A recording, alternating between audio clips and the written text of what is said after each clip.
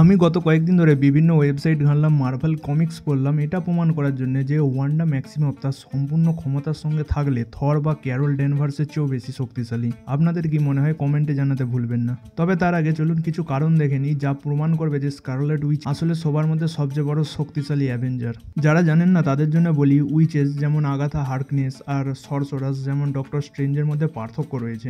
উইচরা ক্ষমতা নিয়ে জন্মান, যদিও তা অনেক সময় সুপ্ত অবস্থায় থাকে এবং কোনো ক্যাটালিস্টের মাধ্যমেই জাগ্রত হয়। অন্যদিকে সরসরাস সময়ের সাথে ক্ষমতা অর্জন করে। উদাহরণস্বরূপ স্টিফেন স্ট্রেঞ্জ ছিলেন একজন নিউরোসার্জন যিনি তার হাতে চিকিৎসা খুঁজতে গিয়ে এলড্রিচ ম্যাজিক শিখেছিলেন, কিন্তু উইচের ক্ষমতা জন্মগত হওয়ার কারণে তা স্বাভাবিকভাবেই অনেক শক্তিশালী। হাইড্রার এক্সপেরিমেন্টের সময় ওয়ান্ডা ম্যাক্সিমাম মাইন্ড স্টোনের সংস্পর্শে আসে যা তার সুপ্ত ক্ষমতাকে জাগিয়ে তোলে এবং আরও শক্তিশালী করে তোলে। সে যখন নিজের অজান্তেই দা হেক্স তৈরি করতে পারে তাহলে তার অজানা ক্ষমতার কতটা সম্ভাবনা রয়েছে ভাবুন। আমি বাজি ধরে বলতে পারি মাল্টিভার্স অফ ম্যাডনেসে সে চাইলে বাস্তবতা বদলে আমেরিকার ক্ষমতা অর্জন করতে পারত, কিন্তু তার অন্তরের একটা অংশ জানতো যে এটা খুবই বিপজ্জনক হতে পারে। কিছু সময়ের জন্য স্কারলেট উইচ ডার্কহোল্ডের মালিক ছিল যা তার ক্ষমতা আরও বাড়িয়ে দেয়। ডার্কহোল্ডের কারণে সে ড্রিম ওয়াকিং এর মতো অতিরিক্ত ক্ষমতাও অর্জন করেছিল।